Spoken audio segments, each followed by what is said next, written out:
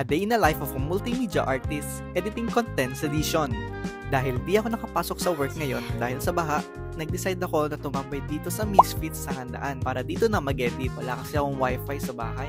Buti na lang, may free wifi dito, may saksakan, at may cozy pa na place. Perfect para makabawi sa mga backlogs ko sa content editing. Pero wait, ang sarap nga ng kape nila dito guys, and ang sarap pa nung carbonara nila. Sulit na sulit sa presyo. Anyways, ang dami ko na nga kasing contents na hindi na-edit dahil sa sobrang busy sa work. To be honest, ang hirap talaga kapag multimedia artist ka sa trabaho. Content creator ka pa at may business ka pa on the other side. Sobrang hirap kasi talagang pigain ng creativity para sa sarili mo kapag ubos na yun sa kakagawa mo for others. Kaya to help me pursue my content creation, I use ChatGPT to help me write my scripts para mas mabilis mag-shoot at may guide na rin ako for editing. Small hacks pero sobrang laking tulong, di ba? Mas mabilis, mas organized at mas may time ako para sa ibang tasks. Ikaw, pigang-piga na ba yung creativity mo? Share mo na rin yung struggles mo. Comment down below.